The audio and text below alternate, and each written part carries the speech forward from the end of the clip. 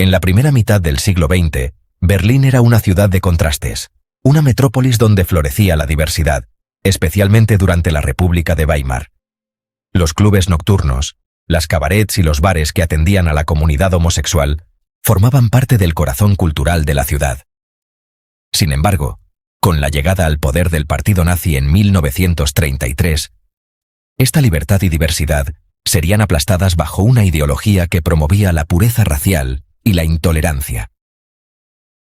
En este documental exploraremos el destino de los hombres homosexuales bajo el régimen nazi, una historia marcada por el terror, la violencia y el olvido.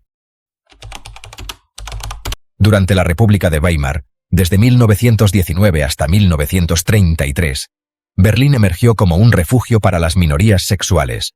La ciudad se convirtió en un centro de libertad y creatividad, donde la comunidad LGBTQ+ encontraba una aceptación inédita en Europa. Bares como El Dorado eran famosos por su clientela diversa, y personalidades como Magnus Hirschfeld, un sexólogo pionero y defensor de los derechos homosexuales, lideraban la lucha por la igualdad. Sin embargo, esta era de oro estaba amenazada por las crecientes tensiones políticas y económicas, que pronto darían paso a una de las épocas más oscuras de la historia alemana. Mientras la cultura homosexual florecía en las grandes ciudades, la crisis económica de la Gran Depresión y la inestabilidad política preparaban el terreno para la toma de poder de Adolf Hitler.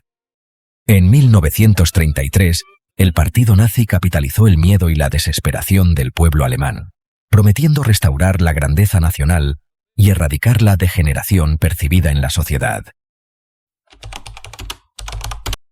La ideología nazi se construyó sobre la creencia en una raza aria superior y la necesidad de purificar la sociedad alemana de cualquier elemento considerado degenerado.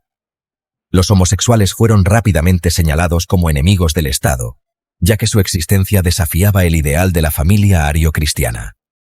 Heinrich Himmler, jefe de la SS, lideró la campaña contra los homosexuales, argumentando que la homosexualidad debilitaba la fuerza de la nación alemana. Himmler estaba obsesionado con la erradicación de la homosexualidad, convencido de que ésta amenazaba la tasa de natalidad alemana y, por ende, el futuro de la raza aria. En un discurso de 1937, Himmler afirmó que la homosexualidad debía ser exterminada de raíz y que no había lugar para la compasión en esta lucha. Una de las primeras víctimas de esta campaña fue el Instituto de Sexología de Magnus Hirschfeld. En 1933, solo meses después de la toma del poder por los nazis, las SSA atacaron el instituto, quemando libros y destruyendo años de investigación pionera sobre la sexualidad humana. Este acto fue un presagio de la brutal represión que se avecinaba. El párrafo 175 del Código Penal alemán, introducido en 1871, penalizaba las relaciones homosexuales entre hombres, aunque con una aplicación limitada. Sin embargo, bajo el régimen nazi, la ley fue ampliada en 1935 para incluir cualquier acto que pudiera ser interpretado como homosexual, incluyendo el simple contacto físico o una mirada sospechosa. Esta ley se convirtió en un arma letal, utilizada para destruir vidas bajo la acusación de crímenes contra la moralidad. Las revisiones al párrafo 175 en 1935 fueron draconianas. No solo criminalizaron el acto sexual, sino cualquier comportamiento que pudiera ser considerado homosexual.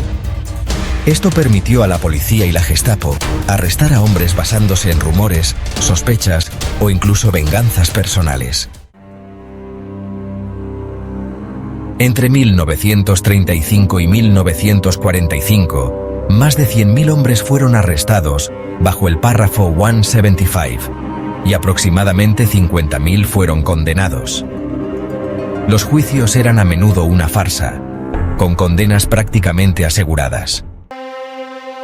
Los hombres condenados bajo el párrafo 175 perdían sus derechos civiles, sus empleos y, a menudo, sus familias. Algunos eran enviados directamente a campos de concentración, mientras que otros cumplían largas penas de prisión en condiciones inhumanas. La Gestapo y los campos de concentración, terror sistemático. La Gestapo, La policía secreta del Estado nazi fue la principal herramienta de represión contra los homosexuales. Bajo el mando de Himmler, la Gestapo llevó a cabo redadas y arrestos masivos, utilizando informantes y listas negras para identificar a los sospechosos. Una vez arrestados, muchos de estos hombres fueron enviados a campos de concentración, donde enfrentaron un destino atroz. Los hombres identificados como homosexuales en los campos de concentración eran obligados a llevar un triángulo rosa en su uniforme, una marca de vergüenza que los señalaba para un trato particularmente brutal. Fueron aislados de otros prisioneros y sujetos a castigos extremos, incluyendo trabajo forzado en condiciones insoportables, palizas y experimentos médicos inhumanos. La tasa de mortalidad entre los prisioneros con triángulo rosa fue extremadamente alta, con estimaciones que indican que hasta el 60% de ellos murieron en los campos. El trato brutal que recibieron los prisioneros homosexuales era un reflejo de la profunda homofobia institucionalizada dentro del régimen nazi. A diferencia de otros grupos perseguidos, los homosexuales rara vez recibieron apoyo de otros prisioneros, y muchos fueron deliberadamente marginados y abusados. Las historias de supervivencia de aquellos que soportaron este infierno son pocas, pero poderosas. Me quitaron todo, mi dignidad, mi nombre, mi humanidad. Me trataron como un paria, un ser menos que humano.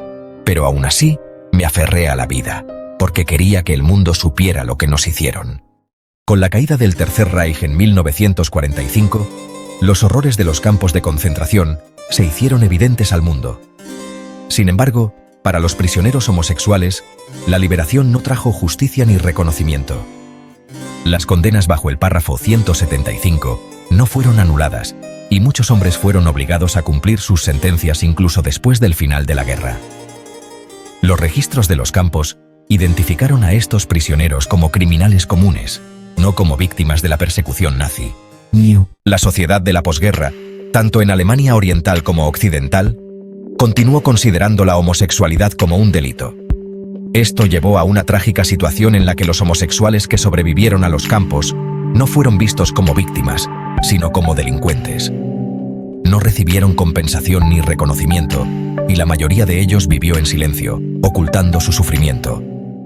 No fue sino hasta la década de 1970 que comenzó a surgir un movimiento para el reconocimiento de los homosexuales como víctimas del nazismo.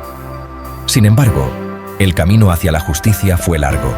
En 2002, el gobierno alemán finalmente anuló las condenas basadas en el párrafo 175 durante la era nazi, y en 2008 se inauguró un monumento en Berlín para honrar a las víctimas homosexuales del Holocausto. El legado del Triángulo Rosa. El Triángulo Rosa, una vez símbolo de vergüenza y persecución, se ha convertido en un símbolo de resistencia y orgullo. A lo largo de las décadas, el Triángulo Rosa ha sido reclamado por la comunidad LGBTQ+ como un emblema de la lucha contra la opresión.